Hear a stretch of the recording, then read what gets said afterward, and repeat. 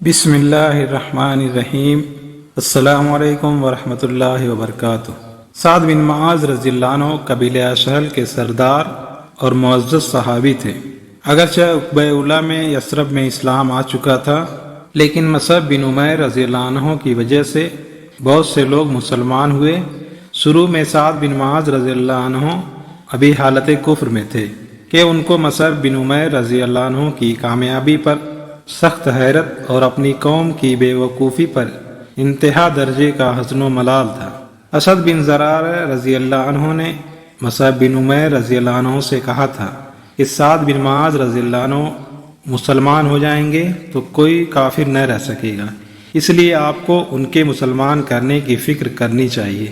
سعد بن معاذ رضی اللہ عنہ مصعب بن عمیر رضی اللہ عنہ کے پاس آئے تو انہوں نے کہا کہ میں ایک بات کہنا چاہتا ہوں، آپ بیٹھ کر سن لیجئے، ماننے نہ ماننے کا آپ کو اختیار ہے۔ سعد بن معاذ رضی اللہ عنہ نے منظور کیا تو مصعب بن عمیر رضی اللہ عنہ نے اسلام کی حقیقت بیان کی اور قرآن مجید کی چند آیتیں پڑھی، جن کو سن کر سعد بن معاذ رضی اللہ عنہ کلمہ شہادت پکار اٹھے اور مسلمان ہو گئے۔ قبیلہ عبدالاشہل میں یہ خبر فوراً پھیل گئی۔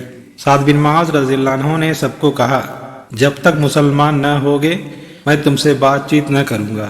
سعد بن معاذ رضی اللہ عنہ کو اپنی قوم میں جو عزت حاصل تھی، اس کا یہ اثر ہوا کہ شام ہونے سے قبل تمام قبیلہ مسلمان ہو گیا۔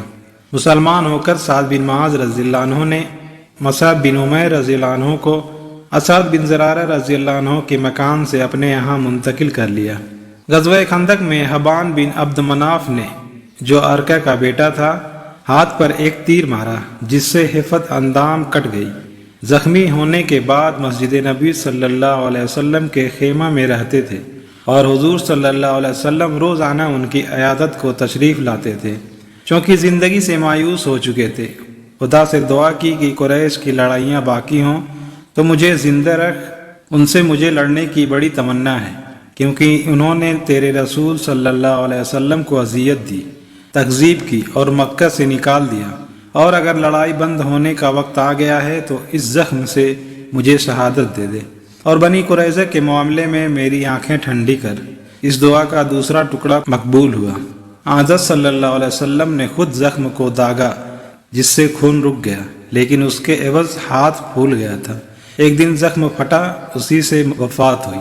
جنازہ روانہ ہوا تو خود حضرت صلی اللہ علیہ وسلم ساتھ تھے۔ فرمایا کہ ان کے جنازے میں 70,000 فرشتے شریک ہیں۔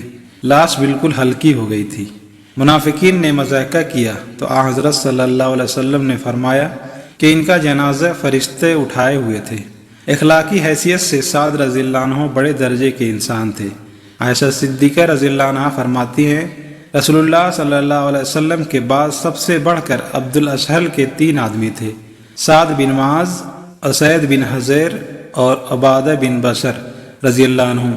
وہ خود کہتے ہیں کہ یوں تو میں ایک معمولی آدمی ہوں، لیکن 3 چیزوں میں جس رتبہ تک پہنچنا چاہیے پہنچ چکا ہوں۔ پہلی بات یہ ہے کہ رسول اللہ صلی اللہ علیہ وسلم سے جو حدیث سنتا ہوں اس کے منجانب اللہ ہونے کا یقین رکھتا ہوں۔ دوسرے، نماز میں کسی طرف خیال نہیں کرتا۔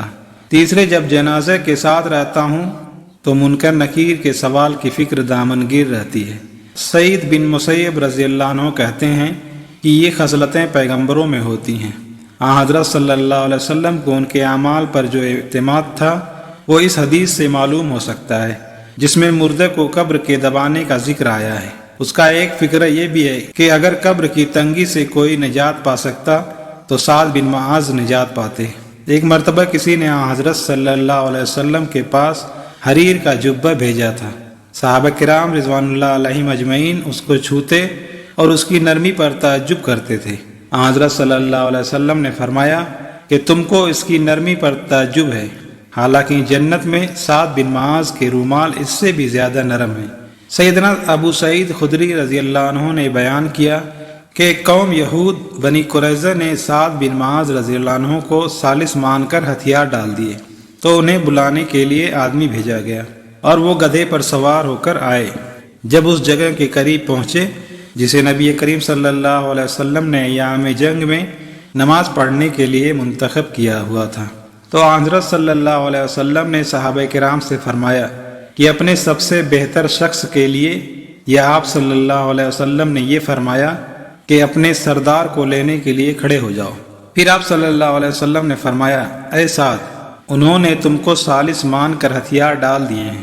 سیدنا سعد رضی اللہ عنہ نے کہا، پھر میرا فیصلہ یہ ہے کہ ان کے جو لوگ جنگ کرنے والے ہیں انہیں قتل کر دیا جائے، اور ان کی عورتوں بچوں کو جنگی قیدی بنا لیا جائے۔ حضرت صلی اللہ علیہ وسلم نے فرمایا، تم نے اللہ کے فیصلے کے مطابق فیصلہ کیا۔ یا آپ صلی اللہ علیہ وسلم نے یہ فرمایا کہ فرشتے کے حکم کے مطابق فیصلہ کیا ہے۔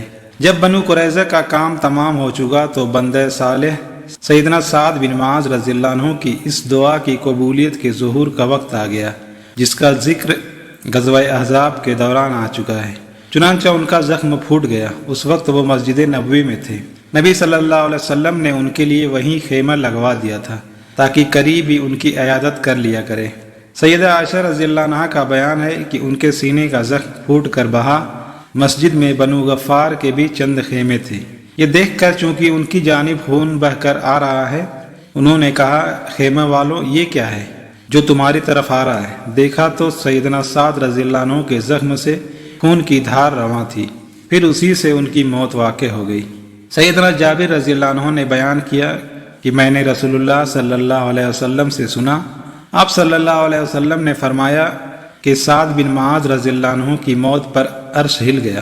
امام ترمذی رحمہ اللہ نے سیدنا انس رضی اللہ عنہ سے ایک حدیث روایت کی ہے اور اسے صحیح بھی قرار دیا ہے کہ جب سیدنا سعد بن معاذ رضی اللہ عنہ کا جنازہ اٹھایا گیا تو منافقین نے کہا، ان کا جنازہ کس قدر ہلکا ہے۔ رسول اللہ صلی اللہ علیہ وسلم نے فرمایا، اسے فرشتے اٹھائے ہوئے تھے۔ بنو قریظہ کے محاصرے کے دوران صرف ایک ہی مسلمان شہید ہوئے، جن کا نام خلاد بن سوید رضی اللہ عنہ تھا۔ یہ وہی صحابی ہیں جن کو بنو قریظہ کی عورت نے چکی کا پاٹ پھینک کر مارا تھا۔ ان کے علاوہ سیدنا عکاشہ رضی اللہ عنہ کے بھائی ابو سنان بن محسن رضی اللہ عنہ نے محاصرے کے دوران وفات پائی۔ جہاں تک سیدنا ابو لبابہ رضی اللہ عنہ کا معاملہ ہے تو وہ 6 راتیں مسلسل ستون کے ساتھ بدھے رہے۔ ان کی بیوی ہر نماز کے وقت آ کر کھول دیتی تھی اور وہ نماز سے فارغ ہو کر پھر اسی ستون میں بدھ جاتے تھے۔ اس کے بعد رسول اللہ صلی اللہ علیہ وسلم پر صبح دم ان کی توبہ نازل ہوئی۔ اس وقت آپ سیدہ ام سلمہ رضی اللہ عنہ کے مکان میں تشریف فرما تھے۔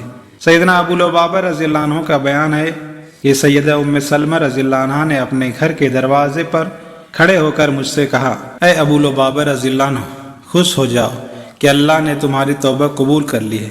یہ سن کر صحابہ کرام انہیں کھولنے کے لیے اچھل پڑے، لیکن انہوں نے انکار کر دیا کہ انہیں رسول اللہ صلی اللہ علیہ وسلم کے بجائے کوئی اور نہ کھولے گا۔